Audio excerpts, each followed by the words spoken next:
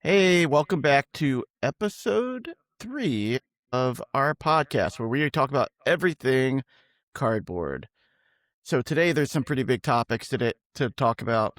The first one that I want to talk about and get your opinion on is some of the bannings that have happened on Whatnot. Now, if any of you have actually been a part of Whatnot, you know that there are people on there that are atrocious at abusing users, doing giveaways and not actually sending the items, banning anyone who mentions anything about price, lying about prices.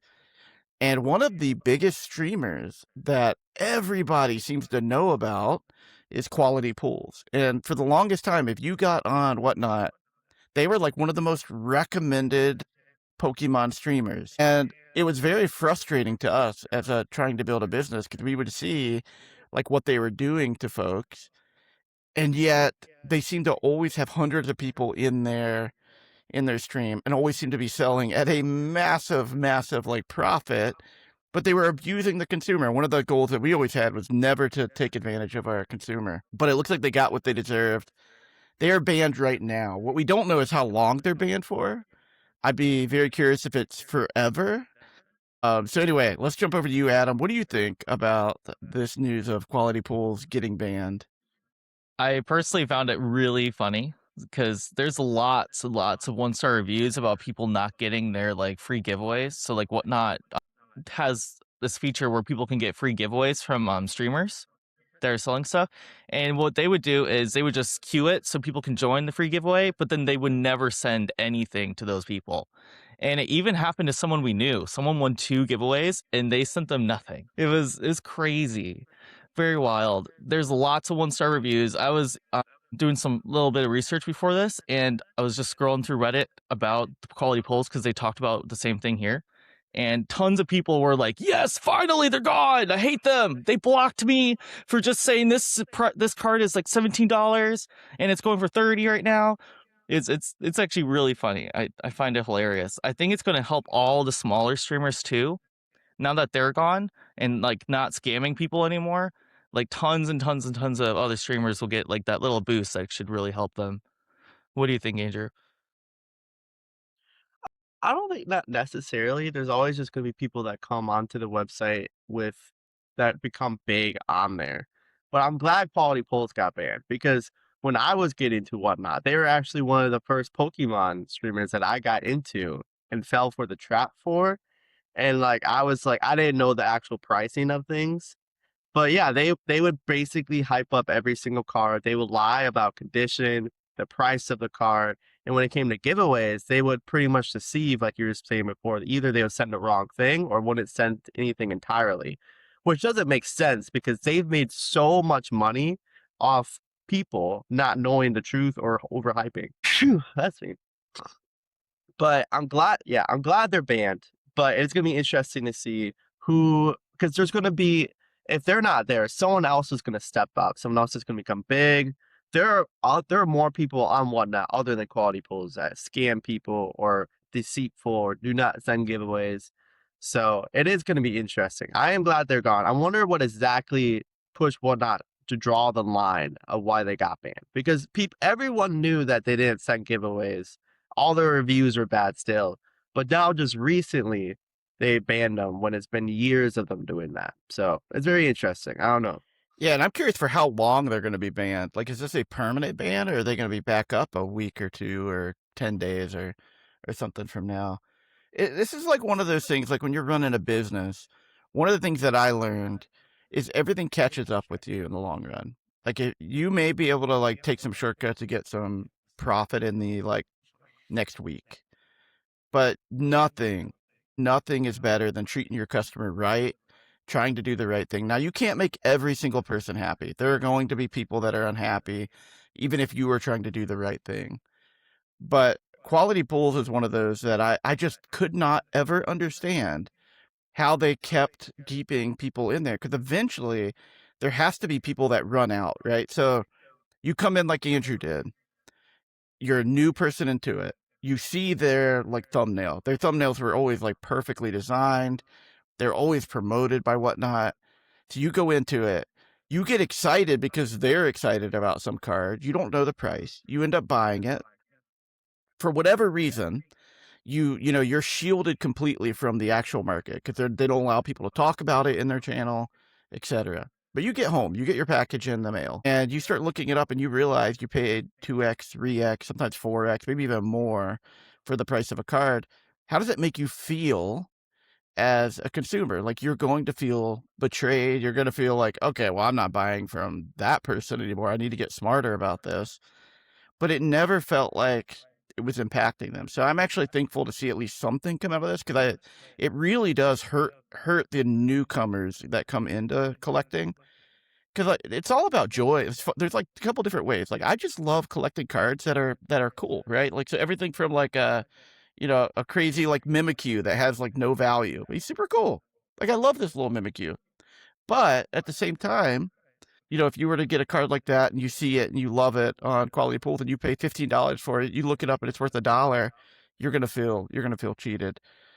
So anyway, any closing thoughts on this, Adam, before we jump over to the next topic?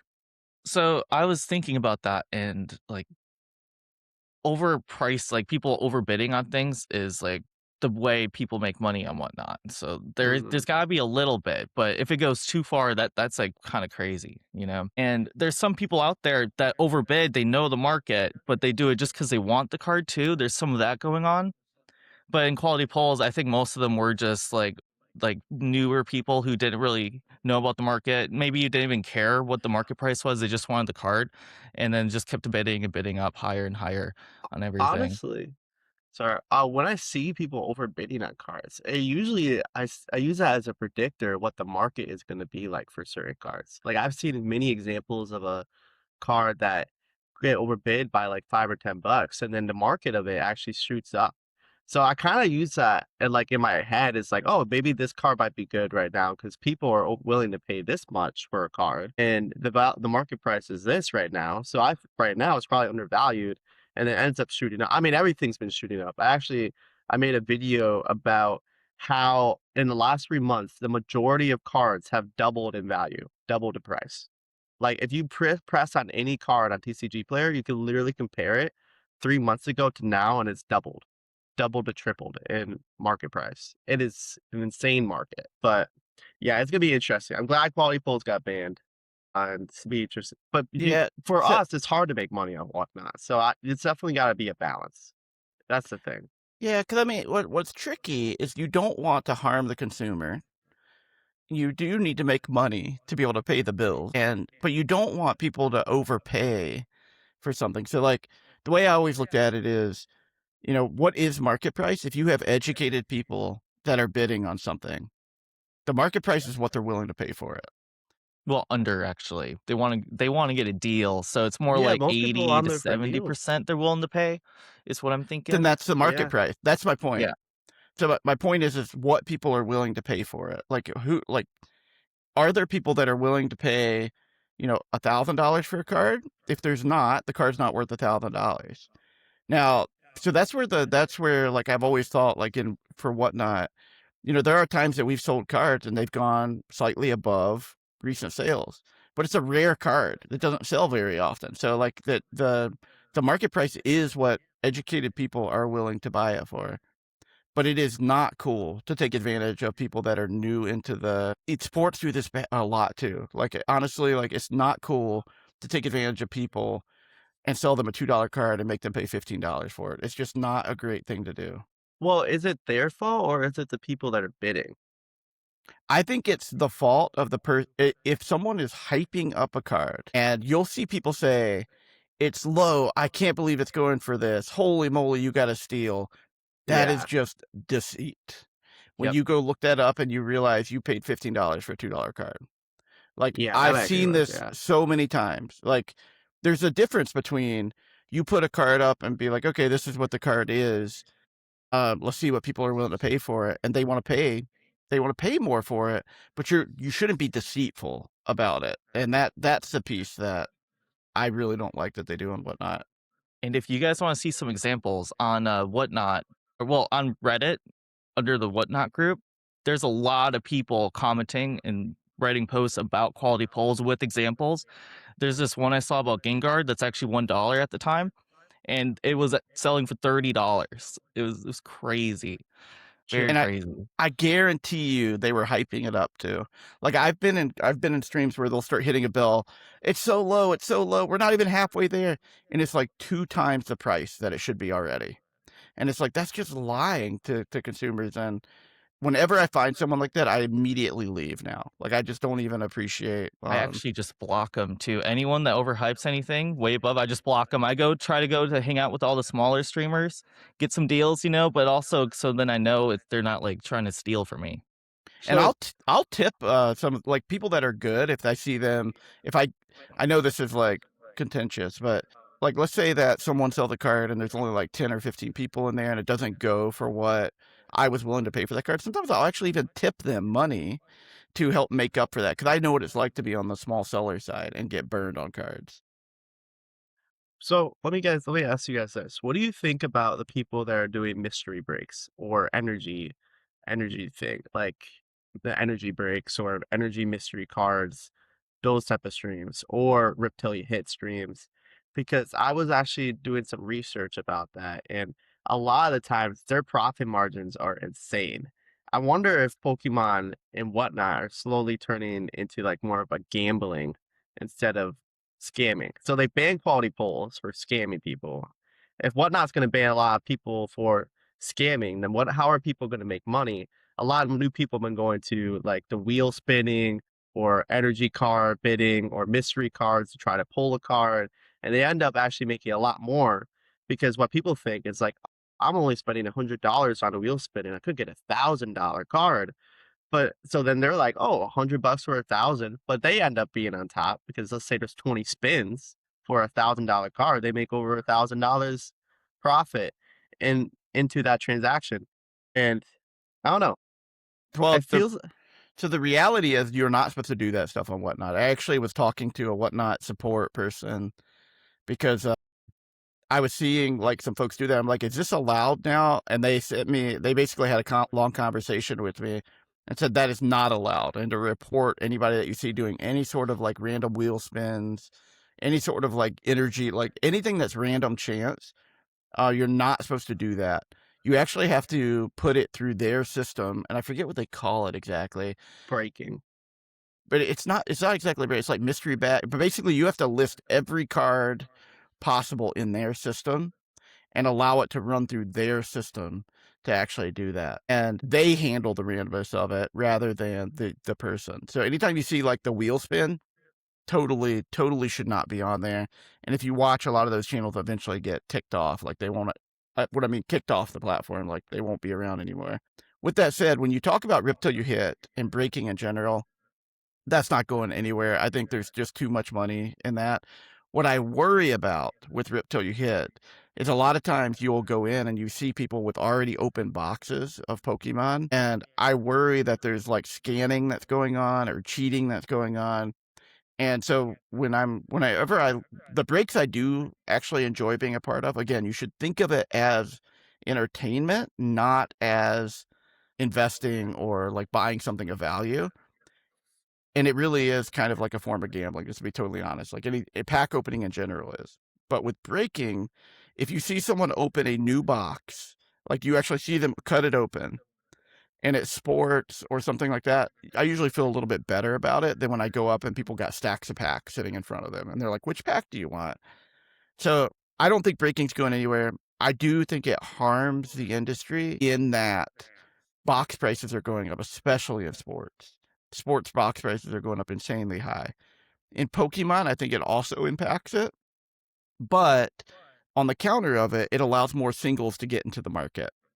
Because the more cards that are opened, it allows like the cards to actually get out there. So it's harmful in that box and sealed prices become hard to get, but it's helpful in that singles they get open and put into the wild. So it's kind of like this equilibrium. I hate the way some of these sports companies are driving the price up, though, and allocating a lot of the inventory for breakers versus like local stores, though. So I do worry about that as well. So any thoughts on anything else here, Adam, before we jump over to the next one? I just really want to say I liked your point, basically, about how the more stuff people open, the more out there into the market. That's a great point. And you can see that like with any new sealed ETBs, like with the Chaos Rising, like they open a bunch of stuff up at the beginning, and then there's only a few people that has the biggest hit in there. And then as more and more people get it, it starts tanking a little bit. So then more and more people have more of those more expensive cards, and then everything drops. And it's really healthy for the market, I think. It allows more people to get the cards that they want. But then sealed prices, everything sealed will go up to the point where sealed boxes are worth more than actual cards itself. Like Mhm. that's what kind of like what 1151 is. I don't know if that's healthy necessarily. I don't know. I don't know. I just don't like the gambling aspect of it. I feel like Pokemon's turning into more like gambling and like stocks. Like, what's the next big card? What's the next big pump? What's the next big thing to invest into? Like, literally everything has been doubling or tripling. And there's some cards that have been pumped and then dumped. Like the Bulbasaur card is a perfect example of that with the Tree Pikachu. Basically, what I've learned is like you guys know about Logan Paul, right? Mm-hmm. Logan Paul, he is friends with a lot of like really rich people in Saudi Arabia, and he went to them and be like, "Hey, do you want to make 5x return? Do you want to make 10x return?" Or people on Wall Street too, and they're like, "Sure," and they bring all this money into the hobby. This is why it's been exploding so much. It's like all these wealthy investors are coming in and then finding out that you get a better return from Pokemon or sports than the S&P or Nasdaq. And they're like, oh, if I invest in a sealed box and I can 5x my money, 3x my money in 3 years, pretty much, if it's the right box. And they see that and then they just flood the market with money. That's why everything's been going up so much. So I don't want I'm worried that Pokemon is the next like big thing that's gonna crash necessarily, like NFTs or Bitcoin. Like it's starting to feel like gambling. That's my stipulation of it, but I could be wrong. Maybe it could be forever, but it's rough on the actual collectors that are in the hobby to try to afford it, because you gotta do a rent payment to get some cards out here, honestly. Like there's vintage cards over 40, 50 grand. Like I was looking at a Gengar card, my childhood card, is over 30K right now. Over 30, 40K. It's And wild. if you look at a year or two ago, it was not even near that. Is that at PSA 10? Every grade pretty much has tripled, Dang. doubled or Okay. tripled. Yeah. Yeah. So I will say any of these industries where there is a finite supply and there's not a lot of regulation, there is going to be corruption that comes in. So I love like Pokemon cards, and I've actually the challenge that I've have with it compared to sports though is like with sports, I know what actually drives it a lot of times is you can equate it to the player's performance, their history, are they in the Hall of Fame? Like how, because it's not, there is a bunch of hype that happens when a new player comes up. So, right, like a new rookie comes in, people are hyped about it. Cards will shoot to the moon. It's almost like a new stock that IPOs. You're like, okay, I am going to invest into this. I stay away from those most of the time because I just feel like a lot of times the hype oversells. I don't really ever see that work out. A lot of my investment into sports goes into cards that I know are going to have a long-term value. Michael Jordan, Kobe Bryant, Mickey Mantle, Ted Williams, Hank Aaron, etc. I will pick up like a 2 or 3 year player. So Wimbyama, if there's good deals on Wimbyama, I think that's like a fairly safe-ish. It still could crash to zero. He could get injured and not have anything. Cooper Flag. So there, Shohei Ohtani, like there are players like that I think are starting to get a little bit safer-ish. Wimbyama being the riskiest probably, Cooper being risky, but Shohei is probably established at this point. Pokemon, it's all like whoever thinks something should be worth money. There's no like real world, I guess the rarity to a certain degree, potentially, like how hard it is to pull. But like the Meowth in Perfect Order, like why is that one got the value that it's got? And there's some cards I look at, like this is a card I picked up recently, this vintage Dark Blastoise first edition Rocket set. I think it goes for about 450, $500, right? This is a PSA 7. Like, why is it that some of these cards that are printed way more have a higher value than a card like this that has got a lower pop count as a first edition PSA 7? It's all momentum. And so you're right. There are going to be people with big money that come in and they're going to be like, hey, we're going to move the market and we're going to dump on people. And that's just unfortunate. You just have to watch that. So Adam, what's your thoughts on all this? Yeah, you make a great point. Like in like just talking about it, you would think vintage cards, especially first edition cards, would be worth more than the modern cards nowadays. But I think a lot of people don't really care about vintage. Well, like all the newer people, anyways. I think most of them just care about the new stuff, ripping packs open for fun. And like for modern, or not modern, for vintage, no one can rip really. It's too expensive for that, and all the cards are really old and like beat up a little bit, so everyone just wants like the new, like near mint cards, I think. Plus the art, I think, is better, but there are Could I some show vintage cards that are really sick too. could I show you guys TCG Player real quick? Yeah, go for it. Christian?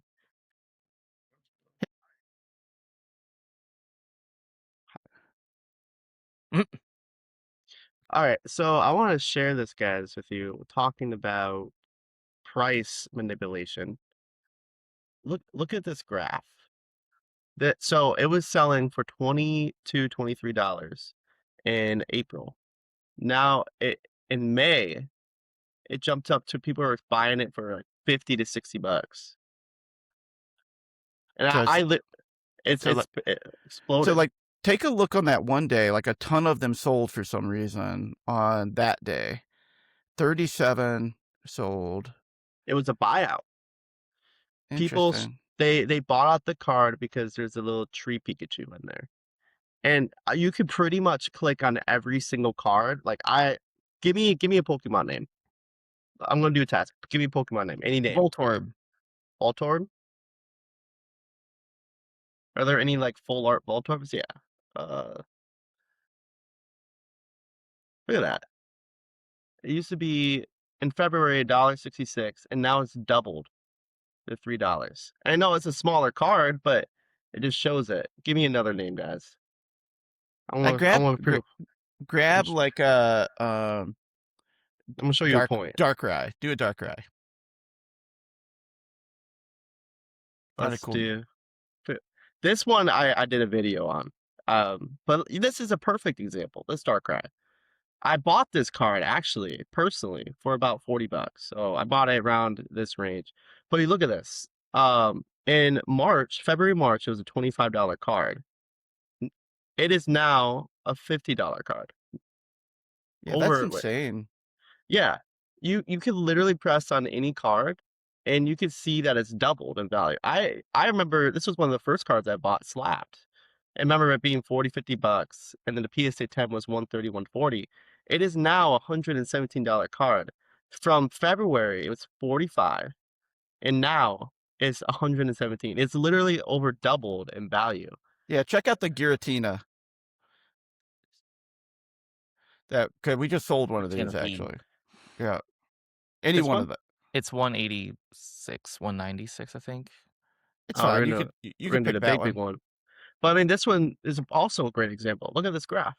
In the last 3 months, it was $200, and I actually bought in the PSA 10 at this range. So, let's look at February. February, it was $211, and now it is over $400. It doubled in the last 3 months, 4 months.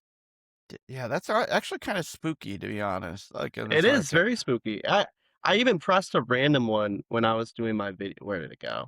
I literally pressed. It's not another one, but I mean, yeah, do that one. I'm curious about that one. Oh, this one's not selling that much. Look at the price. What? Yeah. It's only a couple dollars though, so that one hasn't really moved. This one, but like a good majority of cards have doubled. Like if I do Eevee, and like this one. That one I know it's definitely gone up a bunch. Like February, $10. Now it's over 20. It's wild, man. Everything is doubled. You guys have another name? We could do. Do a Charizard. Do a Charizard. Yeah, and then we'll jump over. But yeah, this one. That one hasn't gone up that much, actually. You're looking at the LP right now, I think. But that shouldn't matter yet. The market's still. No, so it has gone up on the LP a little bit there. That one's gone up less than the others, but still. Where's the near? How do I change it to near mint? Go up to the top, click on condition at the top left. Top So left. see that condition, yeah, I hit near mint. So Oh yeah, that did in, change a lot. in 20. February, $20, and now it's looking about $35 to $40 in the last 3 months. But look at the number that are selling per day. Go down a little bit. So it's like 8. right, look at it. It's almost less though. Like look at the graph on the left side. Look how many are selling consistently. It seems like Oh yeah, yeah. we're selling like there's a low sell day. Yeah, look at that. It's wild. Usually you would see a different correlation there. Hmm. But It's yeah, weird, man. It is actually very concerning, to be honest with you. I'm telling you, it's really interesting why the market is looking like that. Everything is pretty much doubled. And pretty much any car that you click on, it is doubled or tripled in value in the last 3-4 months. So what does So that I mean? don't Like, know. what are you guys gonna do with that information? Are you gonna sell into it, or you?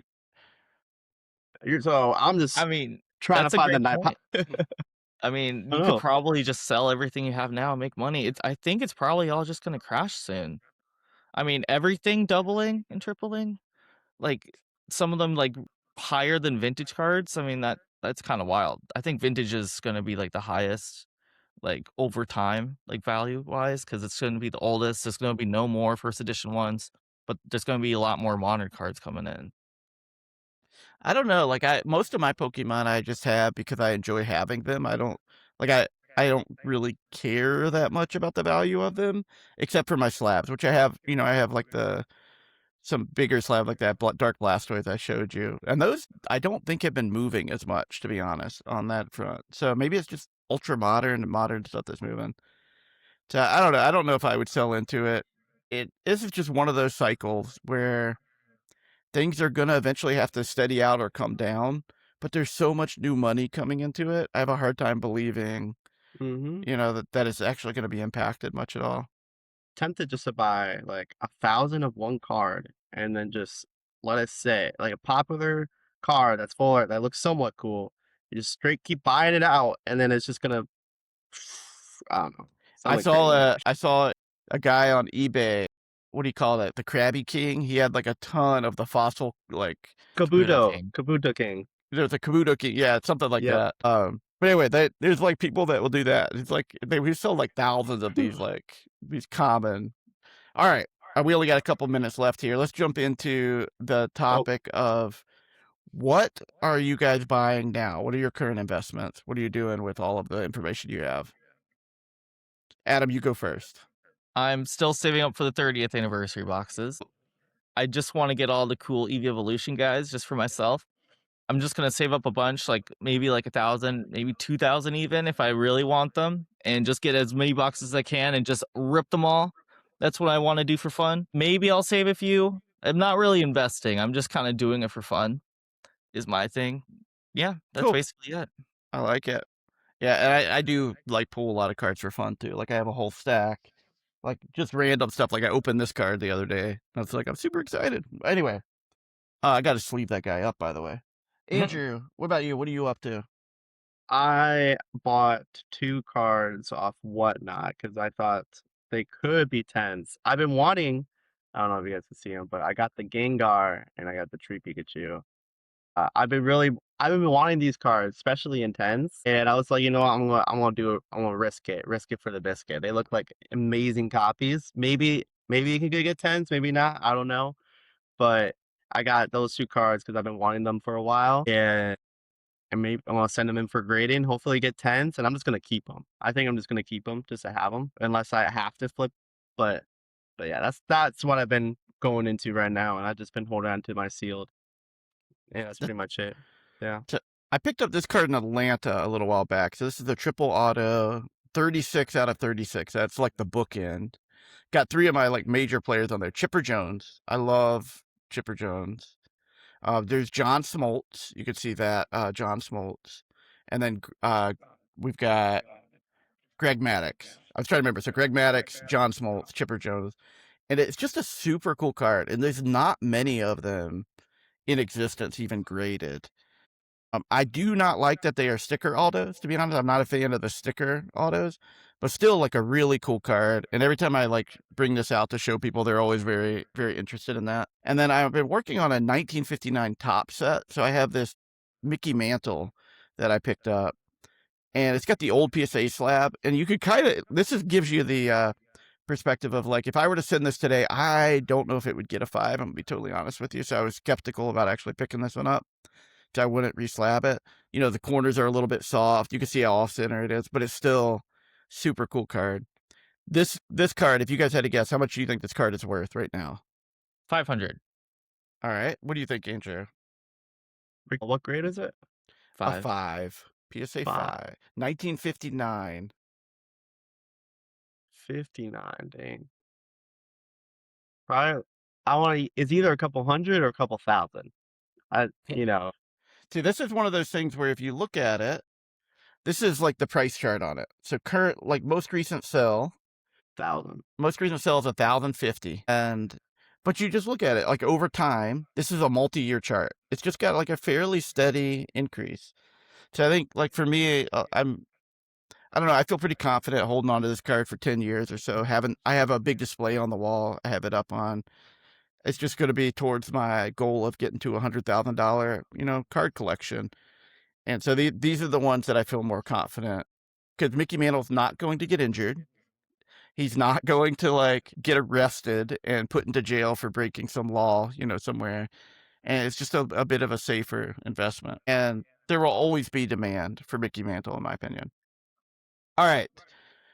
So let's close it out here. Guys, do you have any final closing thoughts? I know, Adam, you wanted to talk a minute about some of the Pokemon games that are coming out or are out, and then maybe we can jump to closings. So I just wanted to compare like Pal World to Pokemon, like with sales wise. And if you look at Legends, I know it's not that accurate since Pal World's been out for a little while, but Legends has a lot of features that are similar to Pal World. And Pal World first trailer was in 2021, and Legends came out.